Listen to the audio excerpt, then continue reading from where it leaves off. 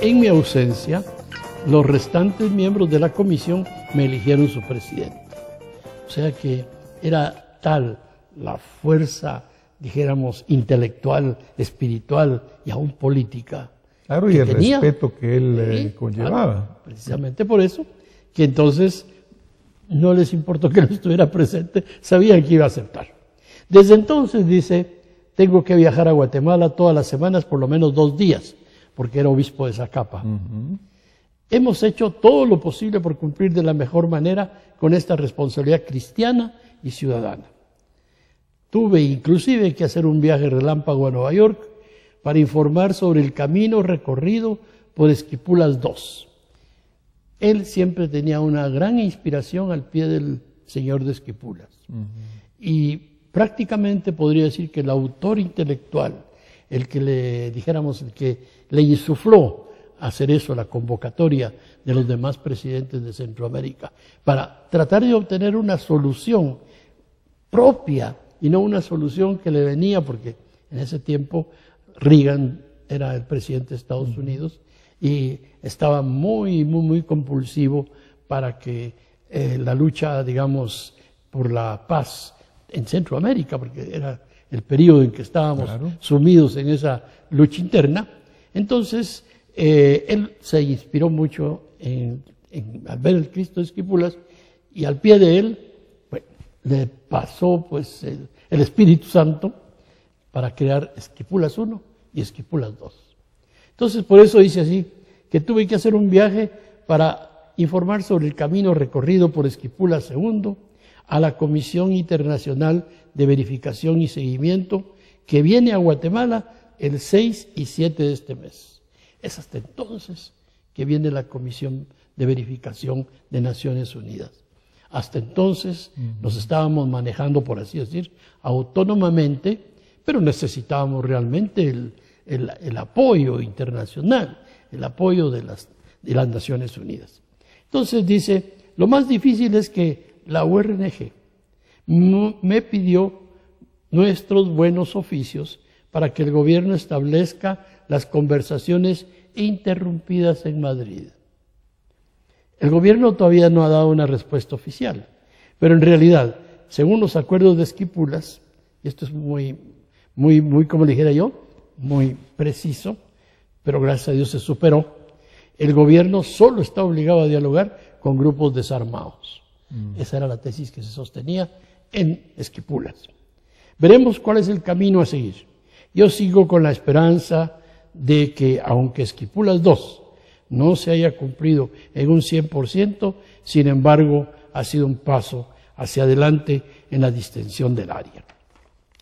Y sería largo, porque es una carta larguita, pero una carta firmada Rodolfo, porque le digo desde el principio que él rehuía un poco. Una carta muy expresiva, ¿verdad? Sí. En el sentido de que pues está él narrando su participación, su involucramiento y algunos señalamientos que también le hacen. Así es. Entonces, habla también, porque no se olvida del papel que desempeñaba con los laicos. Y entonces dice, a partir de la semana empecé a publicar semanalmente las impresiones sobre el sínodo, para crear un buen clima, para cuando salga a la luz la prometida exhortación apostólica de la Santa Sede, con el Departamento de Laicos, de la Comisión Episcopal de Guatemala, Conferencia Episcopal de Guatemala, estamos elaborando un plan para preparar el terreno. O sea que él, desde que recibió, por así decir, la estafeta de la preparación para los documentos postconciliares de parte de Monseñor Rosell, él fue un incansable propulsor de dar a conocer cuál era el papel de la Iglesia en el mundo actual. Y aquí viene lo que usted decía. Dice, por añadidura, un grupo anónimo me sacó un campo pagado, llamándome socialista e ingenuo, por afirmar que la violencia y la extrema pobreza están íntimamente relacionadas. Mire qué profética la frase, escrita en el 98 y parece que la escribiera ayer. Claro, con mucha actualidad. De manera que, porque yo sugería la necesidad de emprender reformas sociales urgentes y eficaces para permitir que un mayor número de guatemaltecos tengan acceso a los más elementales bienes humanos para su realización personal. Y de ahí dice, con ese sarcasmo, esta semana lo contesto más claramente posible, el campo pagado. Total, mi querido Carlitos, que estábamos mejor en Roma y no en el ojo del huracán. Pero todo sea por la gloria de Dios y para colaborar en la medida de lo posible a una distensión en el área y en Guatemala. Bueno, yo creo que lo logra, ¿verdad, señor embajador? Sí, porque obviamente con toda esta lucha, con toda esta contribución de él, basado mucho en la confianza que él inspiraba, el respeto hacia él, pues se logra avanzar. Sí. Y hoy cuando pues él nos abandona, todos los sectores prácticamente hablan de él, pero solo bien, ¿verdad? Ese reconocimiento histórico. Sí. Sí. Ese reconocimiento histórico, y por eso es que esto pues nos enriquece tanto el conocerlo a él en toda su trayectoria. Si usted tuviera que acordarse de una anécdota de él personal con usted, que lo pintara a él como usted lo va a querer recordar, ¿cuál sería esta? Bueno, mire, quizás él traslada a su carta lo siguiente.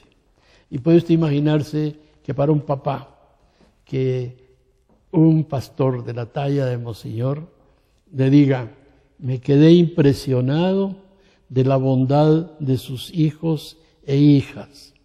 Linda familia y modestamente lindos papás. Con un abrazo muy cariñoso para usted, Lolita, y lo mismo para los y las armitas, porque así le llamaba a los varones y a las mujeres. Va un gran abrazo de nuevo del tamaño de la columna de Bernini. Bueno, pues obviamente no solamente un hombre con mucho corazón, con mucho sentimiento, sí, ¿verdad? Sí. Y usted me comentaba también, pues un hombre con una cultura muy interesante, muy vasta, ¿verdad? Sí, que yo creo que eso le fue permitiendo a él ver todo esto, porque embajador, de repente nosotros tenemos un país tan maravilloso como es Guatemala, que tiene desafortunadamente muchos contrastes que todavía pues tenemos que ir trabajando por ellos. Pero exponer a un hombre de este tamaño espiritual ante las necesidades del pueblo solo podía resultar en esa contribución tan grande que él hizo. Desde luego. Sí, ¿verdad? Desde luego. Realmente así fue.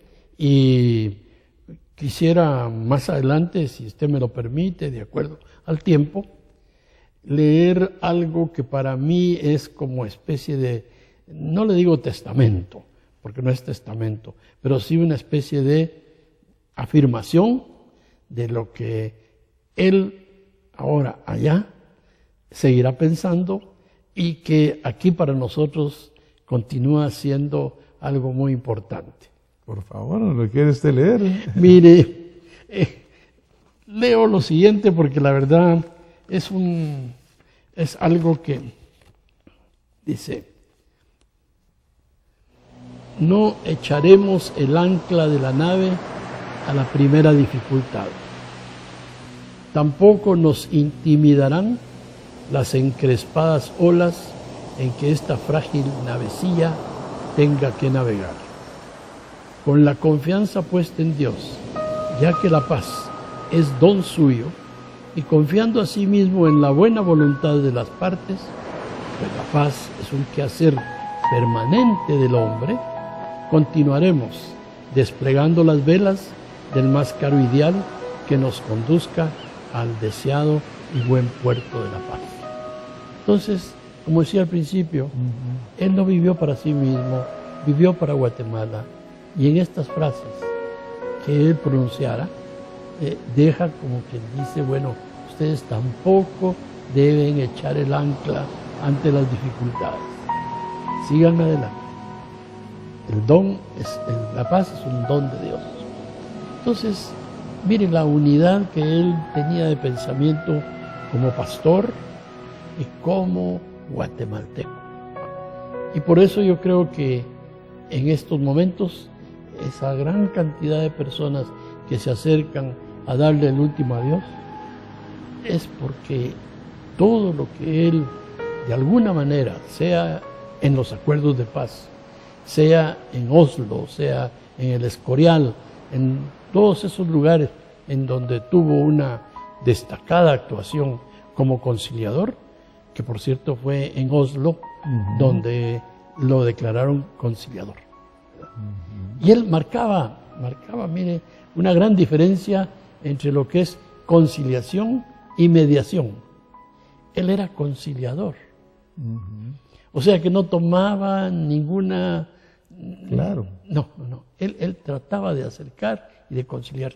Y por eso creo que su misma, digamos, acción de formación de universitarios en la acción católica universitaria le ayudó más adelante, porque lógicamente con los documentos posconciliares, la famosa teología de la liberación y todo esto, hubo muchos muchachos que perteneciendo o habían pertenecido a su grupo, pues tuvieron que emigrar y en algunos casos tuvieron que hacer lucha armada, etcétera, etcétera, etcétera. De manera que él contaba en la URNG con muchachos que ya eran ya maduros, pero que él había, digamos, contribuido a formar y también a ganarse su amistad, su confianza y todo, porque eso fue lo que le sirvió, pudiéramos decir, para el acercamiento diplomático político. Y que ellos confiaban en él, Exacto. sabían que era un hombre con una trayectoria, con una visión. Hablábamos con Monseñor Ramazzini en la entrevista que tuvimos que un diálogo tiene que ser así, ¿verdad? Un diálogo inspirado en confianza, en principios válidos por ambos lados.